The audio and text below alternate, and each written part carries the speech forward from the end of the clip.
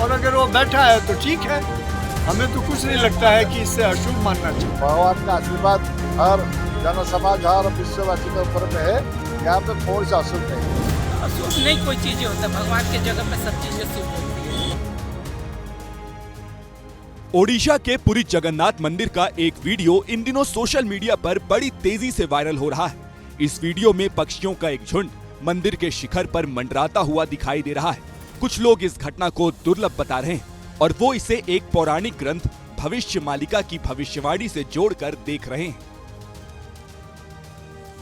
उनका मानना है कि यह दृश्य भविष्य में होने वाली किसी अशुभ घटना का संकेत दे रहा है। हालांकि मंदिर के अधिकारी इसे एक सामान्य घटना बता रहे हैं, लेकिन साल 2026 की शुरुआत में इस घटना ने अचानक से लोगों का ध्यान आकर्षित कर लिया है। और इसका शुभ अशुभ के साथ कोई कनेक्शन नहीं होना चाहिए। इस तरह का अंधविश्वास रखना भी ठीक नहीं है। आज के वैज्ञानिक युग में अगर चील बैठा है तो थका हुआ पक्षी जो है ऊपर आकर के बैठा है। अब आप उसको कंट्रोल नहीं कर सकते। नेचर की ओर से पक्षियों को चलने के लिए, भ्रमण करने के लिए अपने तरीके से व्यवस्था है, प्रकृति ने दिया है। और अगर वो बैठा है तो ठीक है, हमें तो कुछ नहीं लगता है कि इससे अशुभ मानना चाहिए। अशुभ नहीं कोई चीजें होता, भगवान के जगह पे सब चीजें शुभ होती है। भगवान के जगह पे कोई चीज अशुभ नहीं होती है, ये हमारा मानना है।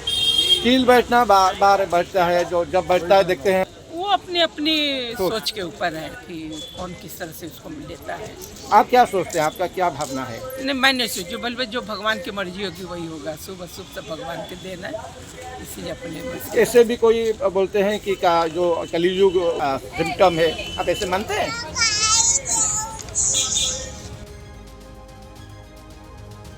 ऐसे में ये जानना जरूरी है कि आखिर मालिका क्या है। दरअसल भविष्य मालिका 15वीं-16वीं सदी में लिखा गया ओडिशा का एक ग्रंथ है, जिसे अच्युतानंद दास और 5 अन्य संतों द्वारा लिखा गया है।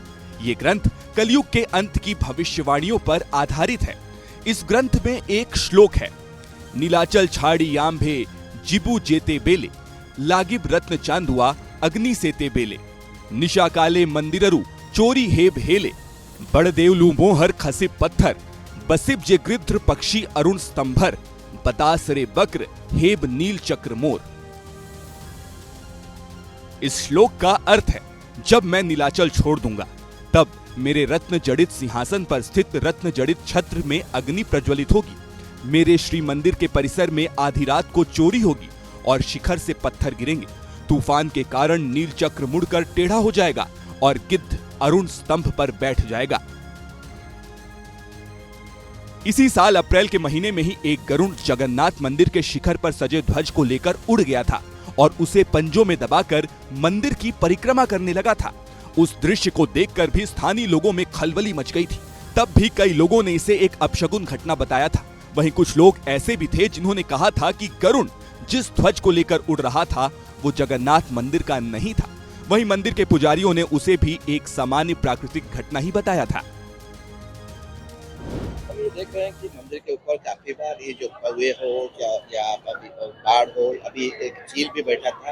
ये क्या माना जाता है? क्या नहीं, वो जो आदमी जो सोचता है वो चील बचने के लिए यहाँ कुआड़ अशुभ होता है और क्या जनमानस का खेती होता है, ये कुछ नहीं है। कहीं ना वो तो पक्षी है, ये हर जगह ऊपर में उड़ता है और बहुत बड़ा बड़ा बिल्डिंग, बड़ा बड़ा पेड़ का नीचे, बड़ा बड़ा मंदिर का सब जहाँ पर ये बसता है। कहना ये आज नहीं, हम कहा मैंने दीर्घ दिन से देखा रहा है, बचपन से देखता है यहाँ नीला चक्र में चील बैठा रहा है। इसका कोई ये कहते हैं कि अशुभ होता है, नहीं, ये सब कुछ नहीं है। ये भगवान का मंदिर है, ऊपर बैठा है, ये भगवान का मंदिर है, कलियुग का देवता जगन्नाथ है। भगवान का आशीर्वाद हर जन समाज हर विश्ववासी के ऊपर में है, यहाँ पे कौन सा अशुभ नहीं है। ये देखा गया है, कई बार देखा गया है, जब चील बढ़ते हैं या जब ये पक्षी उड़ते हैं तो कोई ना कोई दुर्घटना, कोई बड़ा घटना होता है, तो कैसे माना जाता है कि ये अशुभ होता है या शुभ होता है? इसका वो संकेत देता है। नहीं, वो ठीक बात नहीं है। क्या हम इतना बचपन से देख रहा हूँ, कौन से ये सब लोग का कहमत है, इसलिए इसके लिए उनके लिए कोई चिंता करने आवश्यकता नहीं है। ये भी अशुभ का कौन से लक्षण नहीं है और जो सब वो आता है गुजब है।